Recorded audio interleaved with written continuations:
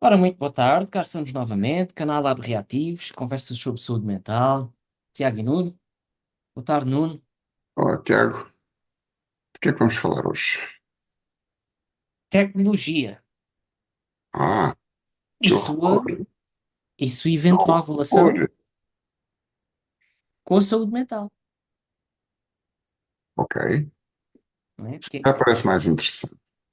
Falarmos da malvada tecnologia. Ah, eu tenho um lado, confesso que tenho um lado meu que tem um grande fascínio pela tecnologia e depois tenho outro lado que acha que ela pode se tornar por ser uma maldição. Pronto, estou assim um bocado clivado em relação à tecnologia, confesso. Então, deixa-me pegar nas palavras de um poeta que eu muito. É um poeta nascido na Tanzânia. Tanzânia não. É para escapa-me o nome do país, total ignorância. Eh, o senhor chamava-se Faruk Bulsara e terá escrito uma vez num poema que as pessoas não são mortas por armas, as pessoas são mortas por homens com armas. Sabes quem é o Faruk Bulsara? Não, por acaso não conheço. Freddie Mercury. People aren't Agora killed by apanhaste-me. guns. People are killed by people with guns. Eh, Olha, agora apanhaste-me. Ah, vi o filme, o mais recente, acho que não há mais nenhum sobre ele. E provavelmente isso foi mencionado e eu não memorizei que esse era o nome de Olha, não batismo. sei se falaram.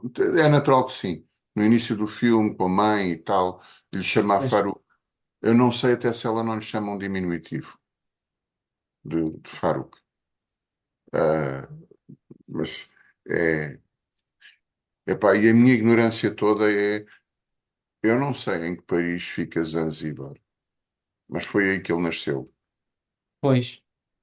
Ah, os- aquilo é uma confusão. Acho que pai é, ou o pai ou a mãe era indiano e o outro era desse país. Uhum. Ah, uma confusão na minha memória. Não era confusão nenhuma entre eles. Ah, pronto, e depois o Faruk veio para o Reino Unido para aí com 10 ou 12 anos para fazer o ensino policial. Pronto, e olha, estragou-se tudo. Bem, após este breve desvio, mas que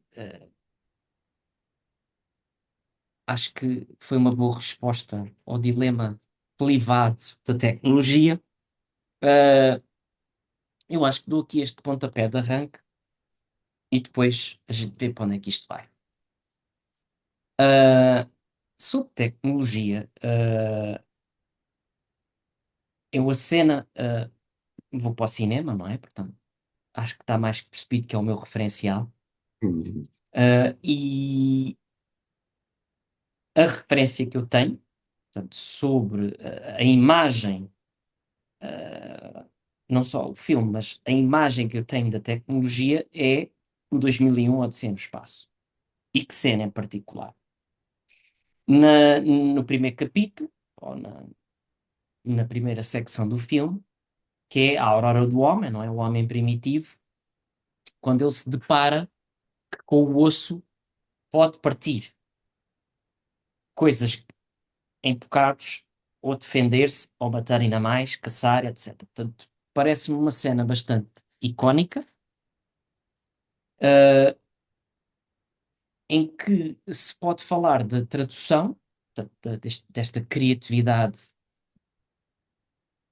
eu não quero chamar primitiva, mas desta criatividade do homem primitivo em implementar a ferramenta, a tecnologia em algo a seu favor. Que é uma cena no filme que é muito. eh,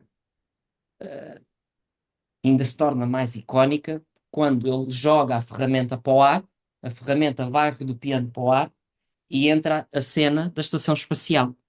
Portanto, acho que é uma transição belíssima, não é? O Stanley Kubrick sabia o que fazia. Em É, que o gajo devia se ter dedicado ao cinema. Ele tinha jeito. tinha jeito, tinha. Ah, aquele osso roda e depois a cena transita para uma estação espacial em órbita. Portanto, eh, temos que realçar que o filme é de 1968 e já se perspectivava em 1999 haver uma estação espacial intermédia entre a Terra e a Lua, bases lunares, viagens da Pan Am da Terra para a Lua, etc. Pronto. Era um futuro com Ah, muita perspectiva. eu se vislumbrava era que a Panam fosse à falência entretanto, mas pronto. E a TWA, não é? Que era a concorrente. Uh, enfim, acho que dou este ponto de arranque. Acho que esta parte, em termos de arte, em termos do psíquico, acho que não posso não deixar de mencionar com a importância que existe na implementação do gesto técnico. Ou seja, pegando no exemplo mais basal que a psicanálise tem para oferecer, que é o forte da freudiano. O forte da é o jogo do carretel, o Freud observou no seu neto, em que ele jogava uma espécie de ioiô, não é? A bobine, jogava a bobine e aproximava a bobine de si. Não é? Ele dizia forte e depois dizia dá. Portanto, vai e vem. Chama-se isto coloquialmente como vai e vem do objeto, que é um, que é um fenómeno que ele põe no texto de 1920, do Para Além do Princípio do Prazer, na terceira parte do texto. E diz-nos aqui uma coisa muito importante. Portanto, a implementação deste gesto técnico, não é? De repetição, diz-nos, de uma forma psicanaliticamente teórica, prática, não sei, uh, que este objeto está ou foi interiorizado. Portanto, a mãe foi interiorizada e existe aqui um aparato simbólico, um domínio simbólico que permite, pronto, ao sujeito depois evoluir para a sua neurose, digamos assim. Portanto, isto punha aqui estas duas coisas, portanto, em paralelo. Mas, ainda um pouco desconectadas, talvez. as- as- Antes do brincadeira do carrinho de linhas, forte da há uma outra fase em que os. Epá, eu vou dizer isto em americano, pá, que eu não sei como é que se traduz correntemente para português, ah, que é a brincadeira de peekaboo. Até a Uhum, uma determinada idade, os bebés ficam terrivelmente angustiados quando a mãe tapa o rosto. E chamamos a atenção, quando a mãe tapa o rosto, quando faz isto. Ah, a mãe desapareceu. Como é que eu hei de dizer? A mãe para o bebê é o rosto e a mãe para o bebê é a mama. Aliás, uhum, são dois seres, provavelmente, são dois entes. O bebê ainda não os integrou num só. Mais à frente, o bebê já integrou a mãe, não sei quanto, porque não tenho prática de lidar clinicamente com os bebés. Mas mais à frente, o bebê é capaz de integrar as mamas da mãe com o rosto da mãe, com o resto do corpo da mãe e reconhecer a mãe como um ente como todos os outros seres humanos o reconhecem. E essa que é a parte importante, tem uma imagem interna da mãe que subsiste para além da imagem sensorial de ver a mãe. Ou seja, uhum. mesmo quando não vê a mãe, ele sabe que a mãe existe.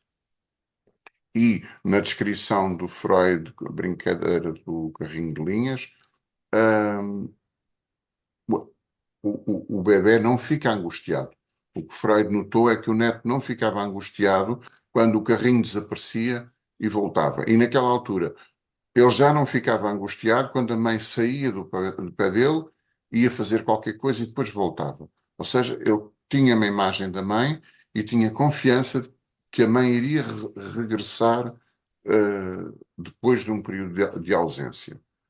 Ou Isso seja, existia uma constância da representação do objeto já no, na, na vida mental da criança. é, é chamada a isso a não-mãe. Portanto, é o lugar que fica que trata-se de suceder a mãe e de criar um sistema simbólico sobre essa ausência. Portanto, Sim.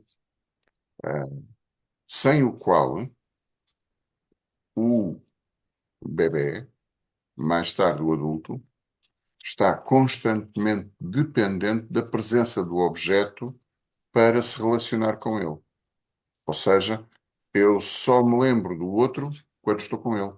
Eu só tenho operações mentais com esta pessoa na sua presença, ou de algo que o represente muito diretamente. Ah, o que é engraçado. Mas escorregamos aqui um bocadinho para fora da tecnologia. mas eu acho que era importante pôr isto em cima da mesa porque a tecnologia advém de uma técnica.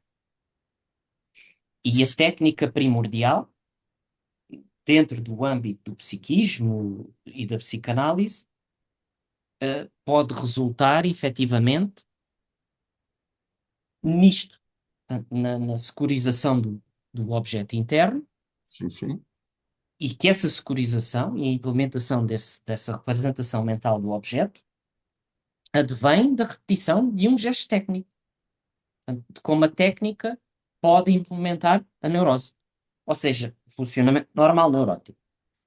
Isto por um lado. Depois temos a tecnologia, porque o homem depois continua para além disto, e podemos entrar efetivamente no mundo da tecnologia, não é? Portanto, na criação do homem ou nas suas criações.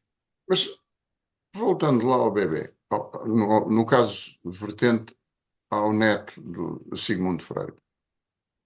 É claro que o miúdo não foi a um curso de engenharia aprender a atirar com um carrinho de linhas para longe. O puto provavelmente deixou cair e ele afastou-se.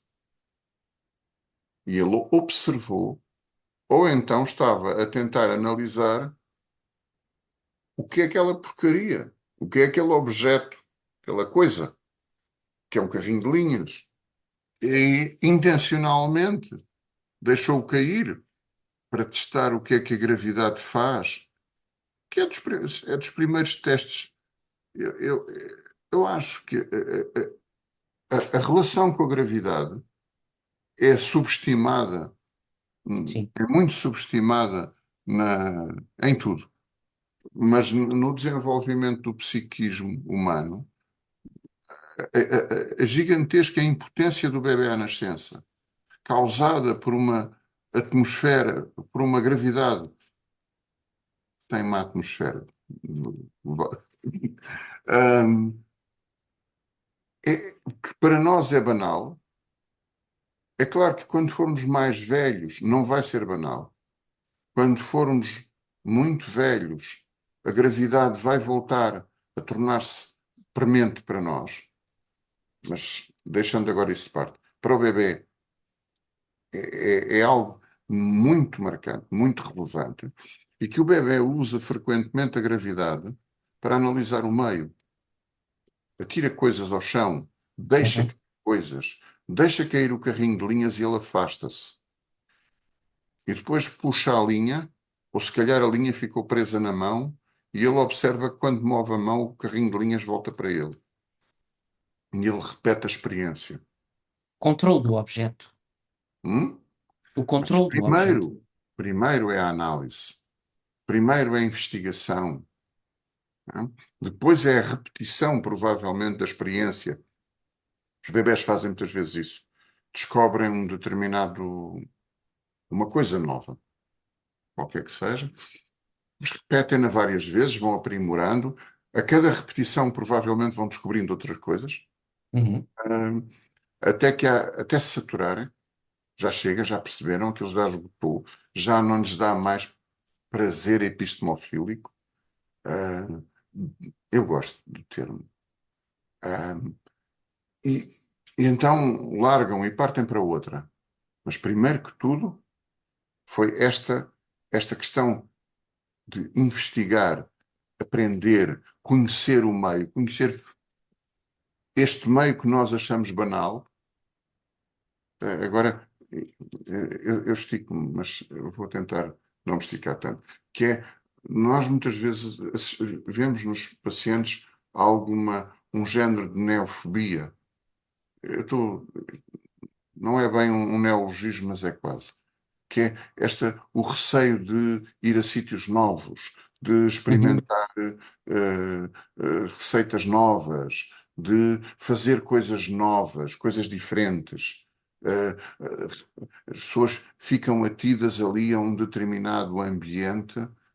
Para, é o ambiente geográfico, é o ambiente gastronómico, é o ambiente musical, é a um determinado ambiente por uma certa, vamos pôr, receio de ir à procura do novo.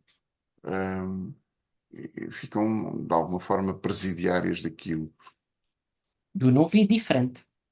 do novo e do diferente. Ora, naturalmente, um bebé saudável é o contrário disto. Porque, nota, nós vivemos num meio onde nós conhecemos as coisas que nos rodeiam, mais ou menos conhecemos a nossa realidade. A realidade para um bebé que nasceu há pouco tempo é toda nova. Tudo isto é novo e ainda nem sequer conhece as regras desta coisa. Portanto, Uhum. a palavra, como é que se diz? Palavra de ordem é investigar, investigar, investigar. Conhecer. É, conhecer. E eu acho que é daí que nasce, por um lado, o gesto técnico, por outro, o símbolo. Por muito provavelmente, até nascerão mais ou menos na mesma altura. Nossa mente precisa de símbolos para funcionar corretamente, não é? Não pode depender do objeto concreto. Portanto, para partir, para saltar, para viajar, para empreender, para conhecer, Hum, precisa do símbolo. eu não sei se o símbolo não precisa também do objeto concreto. Ao início precisa, diria Pois, eu, não é? Portanto, só se forma a partir do objeto concreto, mas pois. é importante o objeto concreto ganhar um lugar representativo, na mente, não é? Sim, sim, sim, sim, sim. Sim. Eu presumo que o neto de Freud. Epá, agora estou aqui com uma grande incultura. Não é este neto de Freud que era um pintor com alguma. Não sei se era este, Neto ou não filho? sei. É, O Damien Lucian Freud. Freud, Lucian Freud, é isso. o pintor, não é? Não sei se Não era sei se norte. era este, não Pois. sei. É Ahm, também cultura minha. mas eu creio que o rapaz, pai, 20 anos depois, não continua a tirar com um carrinho de linhas e a puxá-lo de volta, não é? Claro. Ou seja, ele já simbolizou aquilo, já faz outras brincadeiras desse género, dentro da mente dele, fora também, se lhe apetecer.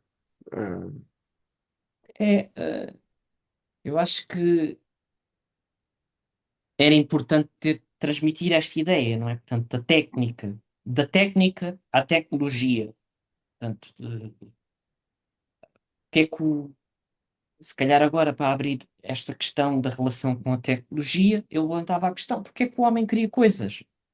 Por necessidade, por ambição, por ambas? epá, eu acho que de antes era porque essas coisas lhe permitiam chegar à comida e impedir os outros de chegar à comida.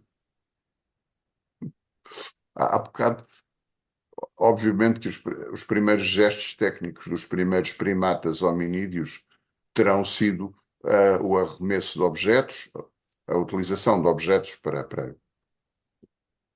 para aumentar a força do movimento, para poderem atingir alvos a uma distância, a maior distância, etc. Posteriormente terá sido a utilização de objetos para aumentar a força do movimento para conseguirem chegar a alimentos. Estou-me a lembrar concretamente de outros animais que não são primatas sequer e utilizam essas técnicas para abrir crustáceos, por exemplo, à pedrada. Uhum. Vou lembrar concretamente das lontras que usam pedras para abrir crustáceos para os comer. Uh, pronto. E progressivamente, a partir da necessidade, a técnica chega a um ponto que já claramente com hominídeos, e não creio que haja provas inequívocas dessa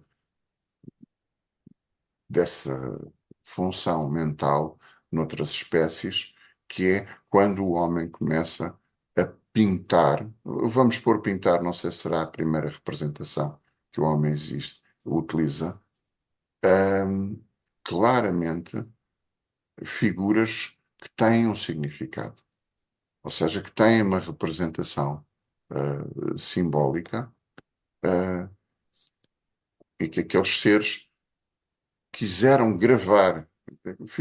Lança-te aqui uma pedrada que é, pá, o que raio de cascos do caraças é que nós dizemos sempre, pensamos sempre num homem primitivo, não é? Portanto, um gajo matacão, grandalhão, robusto. Pá, não uma mulher primitiva, não é?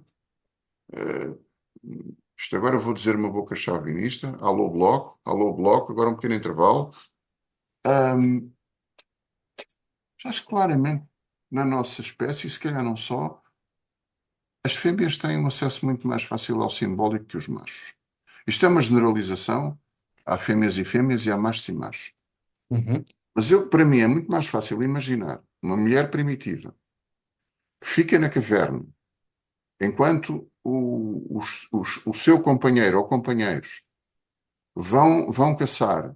E elas, a sobrevivência dela está dependente disso. Ela, porque é frágil, não se mete nessas coisas, que é uma desvantagem séria para a espécie se o fizer. Mas está dependente de uma boa caçada. O que é que ela pode fazer? Representar uma boa caçada. Representá-la na pedra, eventualmente para que aconteça um dia. Ah, foi, lembro, porque acho que esta, esta utilização da, da simbólica dos elementos físicos da realidade e a sua representação posteriormente gráfica, hum, é que a representação gráfica não é tão intuitiva. Enquanto, pá, se calhar eu deixo cair uma pedra em cima de um pé e dói-me, e quando vier um matulão qualquer fazer-me mal, eu experimento deixar cair a pedra em cima do pé dele para ver qual é que é o resultado. E a partir daí não há matulão nenhum que se meta comigo, porque senão eu deixo cair uma pedra em cima de um pé. Ok, e, e digamos assim, o resultado dessa tecnologia é óbvio e é direto. Agora, a representação, bom, acho que aí já foi mais um passinho para a frente. Uhum. Pois.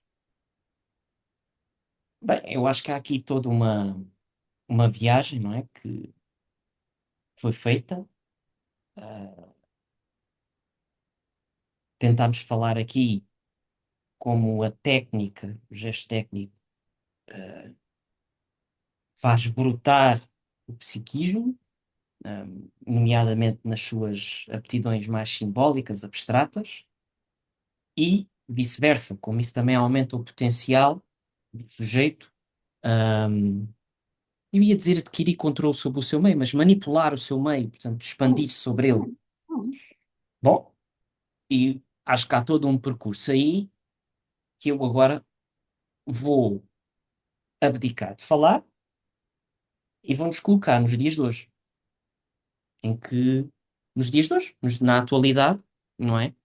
Em que a tecnologia, portanto, o resultado de tudo o que tem sido feito,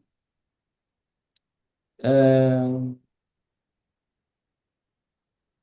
pode estar a pôr em causa o lugar do homem.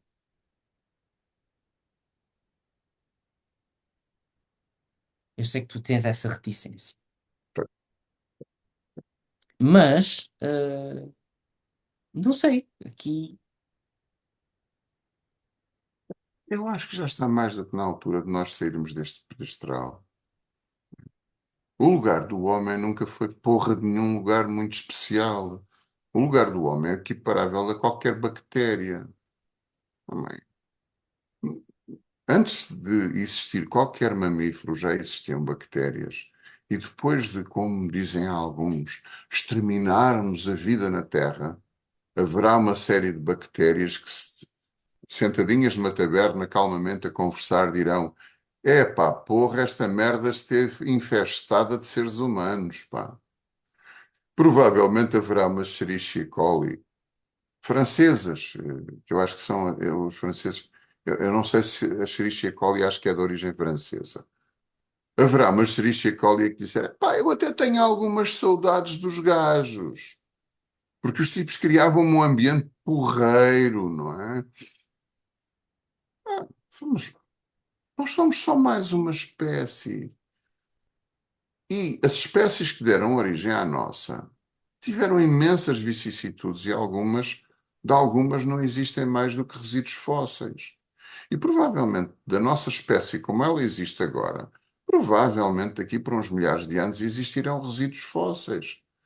E a nossa espécie poderá ter, como nós costumamos dizer, evoluído para outra coisa ou dado lugar a indivíduos que andam entre nós, mas que não são exatamente iguais a nós. Lembro-me de uma.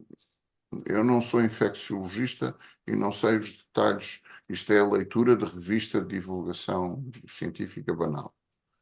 De umas mulheres, creio que na Tailândia, prostitutas, que estranhamente não tinham testes positivos para a SIDA, onde a prostituição é muito miserável e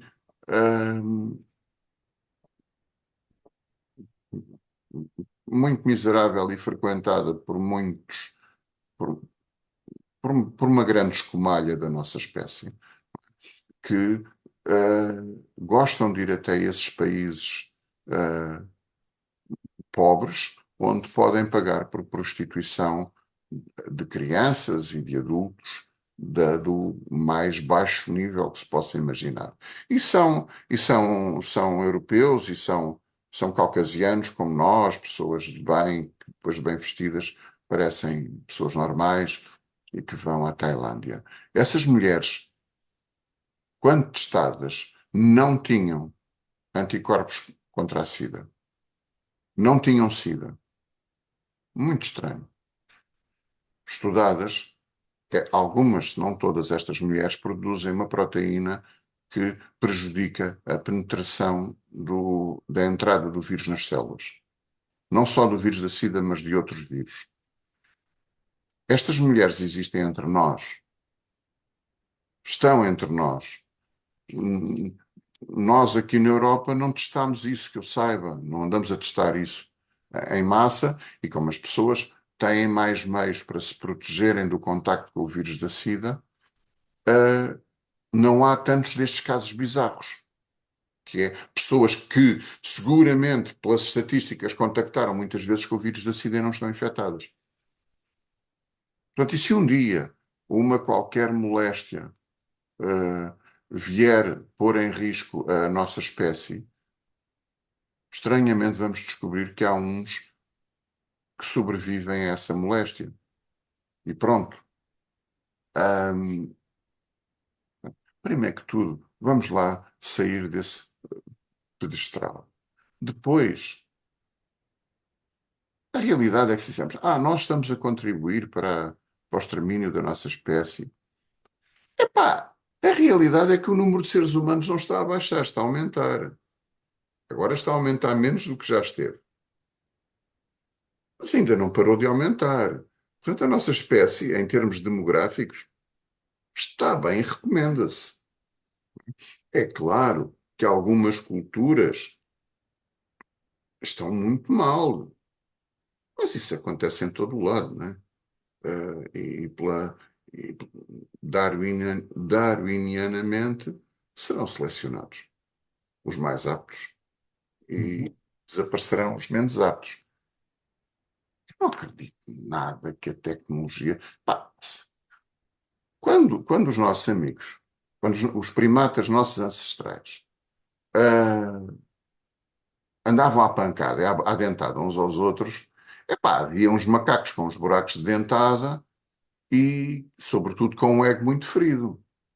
Quando houve um sacana de um macaco que pegou num osso e deu com ele nos cornos do outro, epá, se calhar nas primeiras vezes até houve um macaco que morreu logo na altura. Portanto, epá, os gajos tinham armas de destruição maciça, que eram paus e ossos, e depois pedras, e depois ainda por cima aprenderam a afiar essas pedras.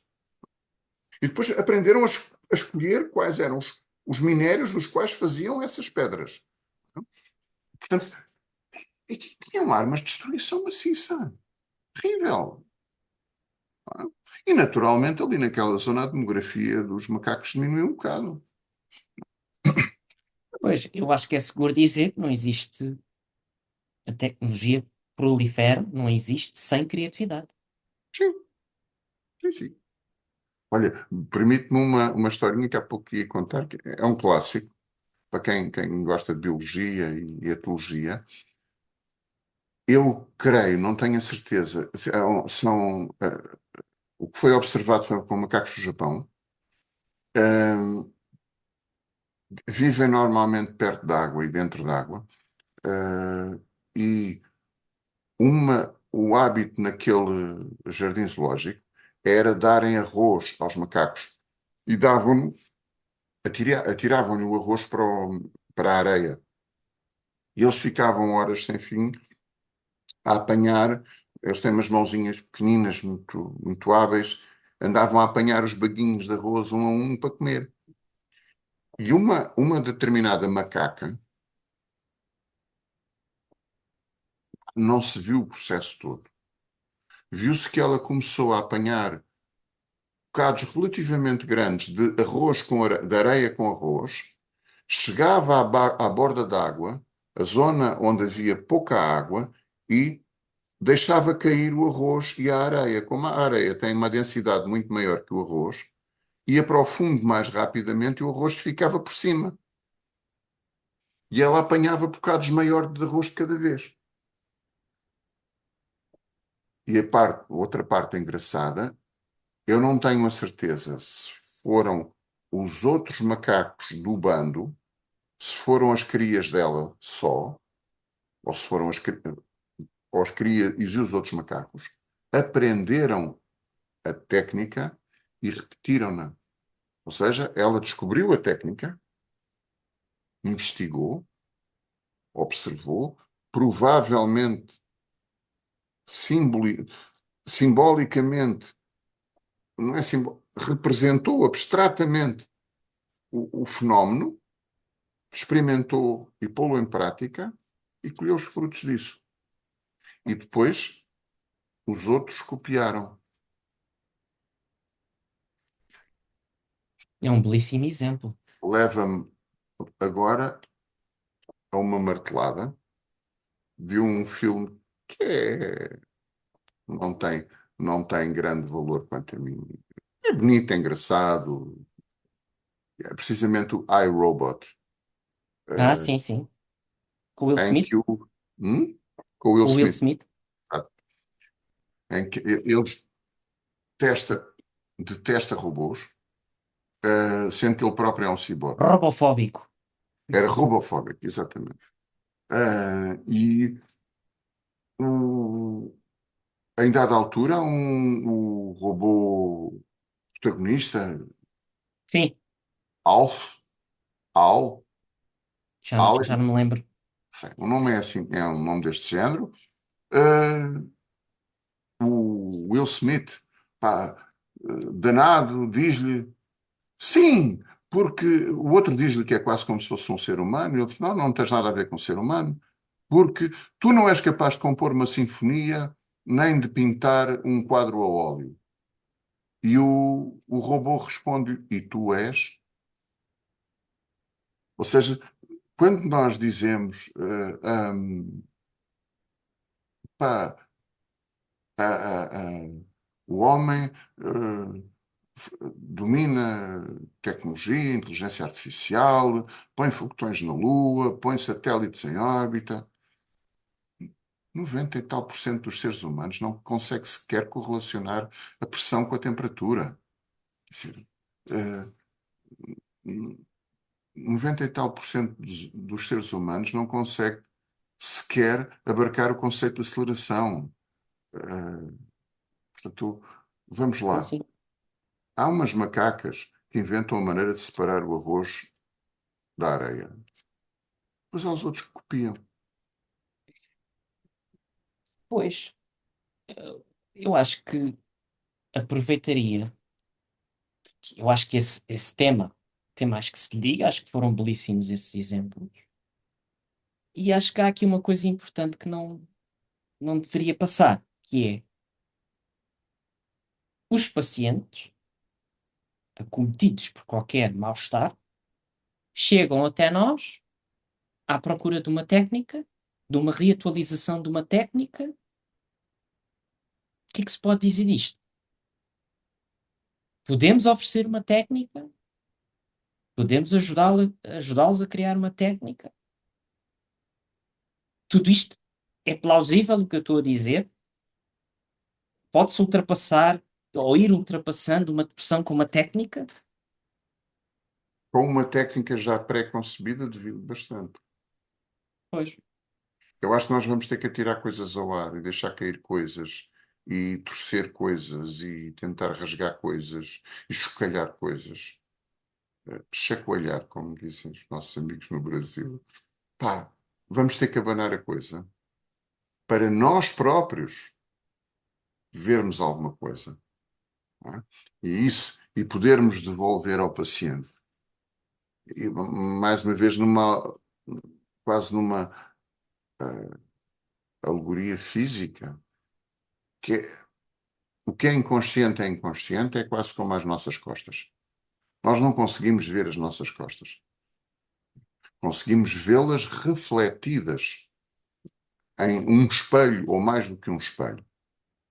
E também aquilo que nos é inconsciente, é inconsciente para nós, não conseguimos trazê-lo à consciência. Mas abanando, abanando o barco, o terapeuta consegue uh, ver aquilo que não é consciente para o paciente, ou ter uma intuição daquilo que não é consciente para o paciente e transmitir. Eu até acrescentaria, não sei se te interrompi, não é? Mas até acrescentaria uma coisa. Por exemplo, a mãe tem uma técnica para o seu bebé e vai encontrando a sua técnica. Se adotarmos aqui um referencial mais winnicottiano, mergulha regressivamente nas suas experiências de ter sido cuidado, entra no mundo do seu bebé, vai encontrando o seu bebé através da sua técnica. Não sei se poderia dizer isto, que a mãe encontra o seu bebé através da técnica que desenvolve com ele, não é? Do que ele exige, portanto, de se adaptar a ele, não é? De criar um ambiente suficientemente bom, chamemos-lhe assim. Em paralelo, não poderá também o sujeito encontrar-se com a sua técnica? Eu acredito que sim, mas quando as pessoas nos procuram, já adultos, seguramente já o tentaram. E Claro. provavelmente estão a tentar ver zonas das costas que são menos acessíveis até aos espelhos lá de casa. Isto, usando a alegoria, que nós nunca, em tempo algum, vamos conhecer todo o nosso processo mental, que não é consciente. Não vamos, nunca. Não há como transformar todo o inconsciente em consciente. Por acaso dava origem a um interessante texto de ficção científica. Como é que seria este homem que conhece tudo aquilo que para os outros é inconsciente, ele conhece nele próprio? Seria um homem É, muito interessante. eu estava também aqui, eu não sei se te acontece a ti, a mim acontece-me. Dentro da minha clínica é muito comum o paciente chegar com um pedido específico, que é dê-me ferramentas, dê-me estratégias. Portanto, não sei se isto é uma forma também do paciente poder dizer, preciso de encontrar uma técnica, preciso de encontrar algo que me permita ir ultrapassando este obstáculo, esta dor.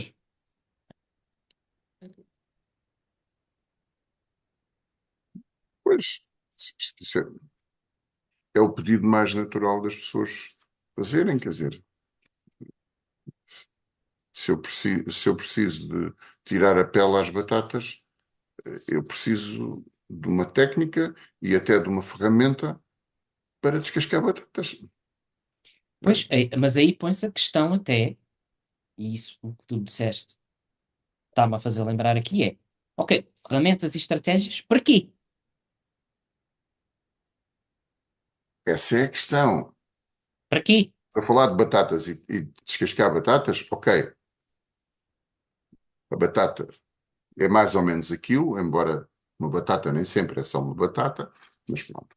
Ahm, Aqui muitas vezes as pessoas vêm procurar ajuda para uma coisa que, do ponto de vista psicanalítico, não é o busilis da questão. A pessoa dorme mal. Eu acho que já contei uma vez daquele senhor que foi a correr procurar ajuda porque era pedófilo. E Sim, depois, logo que começou a terapia dele, se tornou óbvio. O homem não era pedófilo, poça nenhuma. O homem estava mais deprimido, tinha tido uns sonhos eróticos, pronto, com filha. com a filha, pronto. Tanto não era que o desgraçado apanhou um susto, e, ao que parece foi mesmo do género. Sonhar, levantou-se de manhã, foi à procura, foi logo procurar um terapeuta. Quer dizer, hum, pronto. Lá está, este homem foi lá para tratar a sua pedofilia, não é? Que não era. Hum, Da mesma forma que algumas pessoas, por exemplo, vou tirar para o ar um exemplo, uma concretização, talvez um bocadinho pobrezinha, mas enfim, foi a primeira que me ocorreu. Que é algumas pessoas, quando procuram ajuda porque estão a atravessar momentos de maior tristeza, tendo como têm uma estrutura, vamos usar a nomenclatura mais simples, uma estrutura narcísica, deficitária, não é? E nesta altura estão tristes, estão deprimidos, entre aspas, normalmente porque algo lhes aconteceu que os entristece, mas na realidade eles vão estar melhor quando se deprimirem. Eh, E em termos do tratamento psicanalítico, estas pessoas vão precisar, repara, vão à procura de ajuda porque acham que estão deprimidos, quando na realidade, para melhorarem, vão precisar de se deprimir, genuinamente, como costuma-se dizer, Claro. deprimir-se genuinamente. Portanto, muitas vezes. Ah, Diz isto. eu estava aqui a pensar se coloquialmente se pode dizer, se poderemos ir criando ou oferecendo uma técnica para o sujeito ser.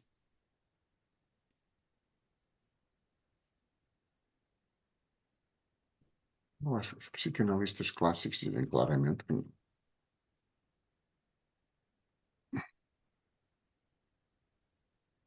Mas não é o que a mãe faz no início dos inícios. Ah, no início dos inícios, a mãe dá técnicas. Ah, não sendo o bebé capaz de coordenar os movimentos, a mãe oferece-lhe o mamilo, que ele não é capaz de coordenar os movimentos. Porque ele ainda não controla, não tem técnica para controlar o seu aparelho locomotor. Os movimentos do bebé no início da vida são extremamente erráticos. Ele está a testar a máquina nova. Testar a máquina nova sob o efeito da gravidade. Ele já a testou antes, mas num ambiente de imponderabilidade. Agora é a altura de a testar sob o efeito da gravidade. Pois. Mas talvez eu não queria deixar passar quando tu falaste sobre a tua ambivalência em relação à tecnologia, a curiosidade, a tal curiosidade que te permite conhecê-la e investigá-la e utilizá-la da melhor maneira. Que tu podes utilizar o osso para partir os cornos a outro macaco, ou podes utilizar o osso para partir a casca de um fruto e poder comer o que está lá dentro, que é muito bom. Uhum. Ah, epá, e também podes partir os cornos a outro macaco que viria dar cabo das tuas crias e de ti próprio, ah, ou seres tu o que vai apropriar-se das crias dos outros. A tecnologia, nós podemos fazer dela aquilo que nós queremos. Eu acho piada algumas pessoas mais velhas que às vezes quando falam de internet e dizem, pá, a internet está cheia de pornografia. Epá, eu não sei se aquilo é um desejo muito grande de encontrar pornografia na internet ou se é uma diabolização da tecnologia, se malvada a internet, não estaríamos nós aqui se ela não existisse. E volto a frisar, a origem da internet foi primariamente militar, portanto, veicular informação para partir os cornos a outros macacos, já não era bem com um osso, mas era o desenvolvimento do osso. Uh, pá, eu vou sempre parar ao mesmo, pá, mas talvez seja na altura de nós sairmos da posição arrogante, de que achamos que nos deslocamos muito para além do macaco. Não. O universo tem muito mais para nós aprendermos. Uh, e é seguramente muito maior o campo da nossa ignorância do que o campo do nosso conhecimento. Uhum. Portanto, e a tecnologia é para nós fazermos dela aquilo que nós quisermos. Podemos utilizá-la. Eu gosto de celebrar a data. No início deste mês fez 79 anos. Foram lançadas duas bombas atómicas em duas cidades japonesas, matando em cada uma mais de 100 mil pessoas em poucos minutos. Ahm, podemos utilizá-la para esse fim ou podemos utilizá-la para fornecer energia onde é muito difícil levá-la. Fala-se hoje tanto da utilização da energia nuclear para fornecer energia limpa. Uh, podemos utilizar essa. Vou dizer uma que eu não tenho muito bem a certeza. Mas eu creio que os primeiros trabalhos com. Bem, os primeiros talvez não, mas dos primeiros trabalhos com laser, o objetivo era produzir uma arma. Ainda hoje é duvidoso se é possível produzir uma arma de laser ou não, exceto, obviamente, na cinematografia. Mas a realidade é que o laser hoje é utilizado para uma série de funções, algumas delas até na área da medicina, que felizmente que existem. Portanto, Sim. a tecnologia é para nós fazermos com ela aquilo que nós quisermos. Agora, a António Coimbra de Matos é como os músculos, pá. Nós podemos utilizar os músculos para abraçar ou para partir os cornos ao próximo. Ou, acrescento eu, ou para fazer obra.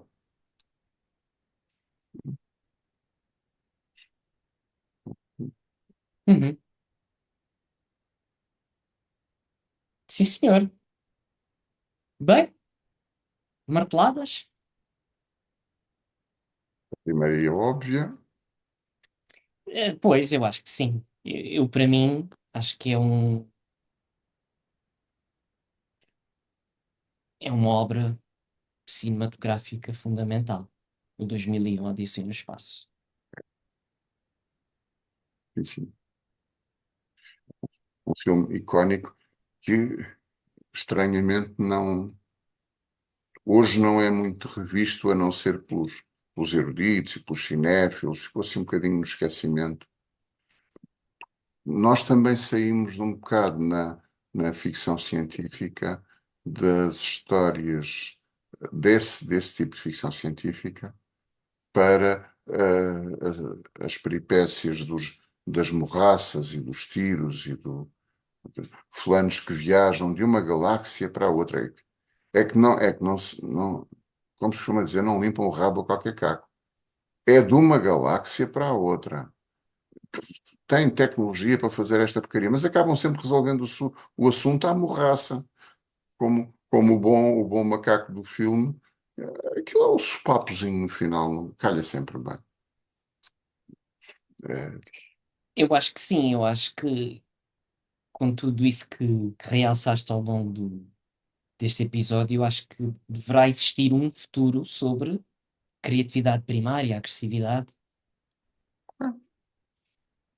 essas são, isso é tão, tão essencial.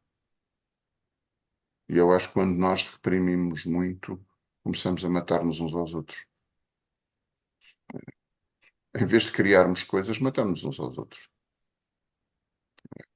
Mas somos moralmente impolutos. Matamos uns aos outros, continuando moralmente impolutos. Não resisto. Mais uma vez, temos mesmo que fazer uma rúbrica sobre o que eu não resisto. Não resisto de voltar ao- à postura seráfica, beata, cândida dos nossos governantes, enquanto que aquilo que se passa em Gaza continua a passar-se.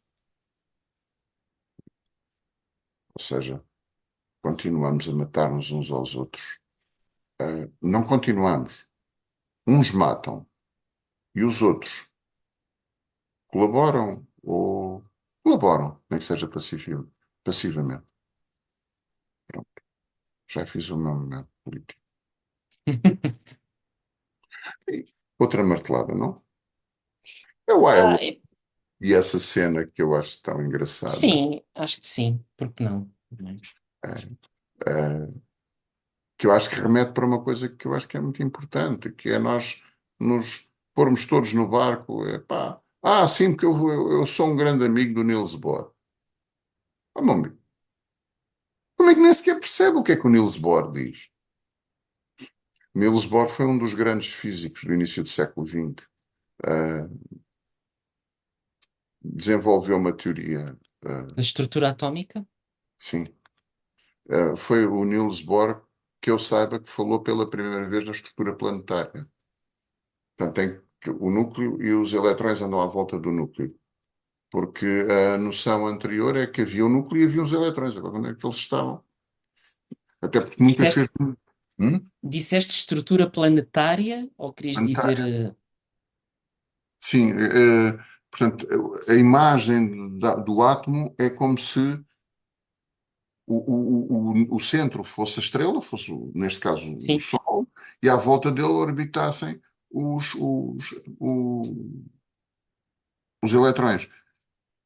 Creio que é dessa altura. Porque a malta às vezes fala, isto foi descrito por Fermi, foi descrito por Bohr, foi descrito por Einstein.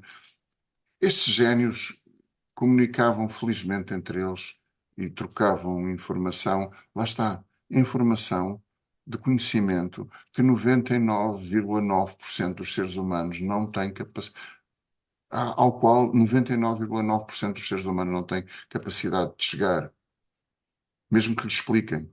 Não têm. Ah, eles são humanos como nós.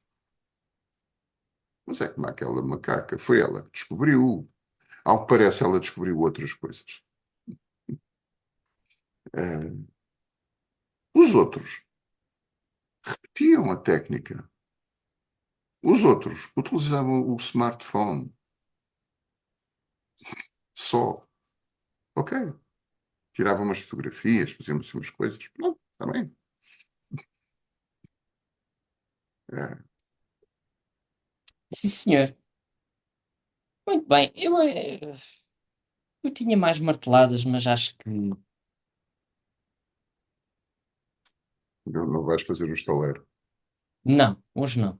Hoje Hoje não há estaleiro. Hoje acho não há estaleiro. que ficamos com essas duas e depois já ia entrar no simbólico dos filmes e isto não está para aqui chamar, acho eu. Pronto. Ok. Sim, senhor. Ficamos com essas duas, 2001 e o iRobot.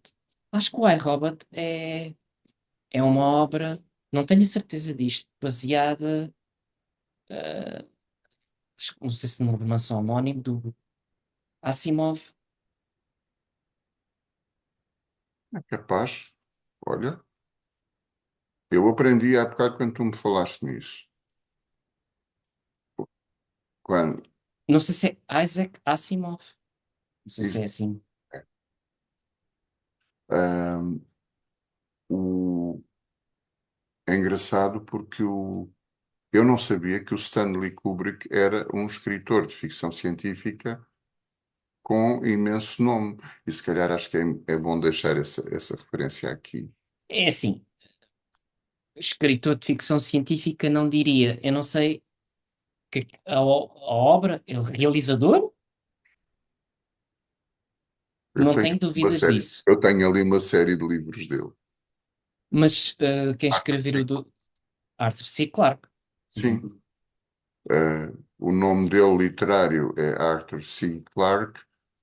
Uh, como realizador para o cinema usa o nome de Stanley Kubrick. Uhum. Eu não sabia, aprendi isso.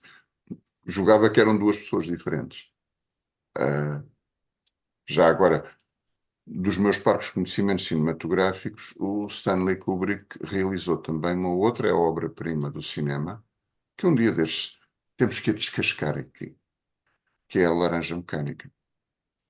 Ah, sim, sim, sim. Eh, esse Mas será outro aí tema. temos que arranjar alguém da área cognitivo-comportamental.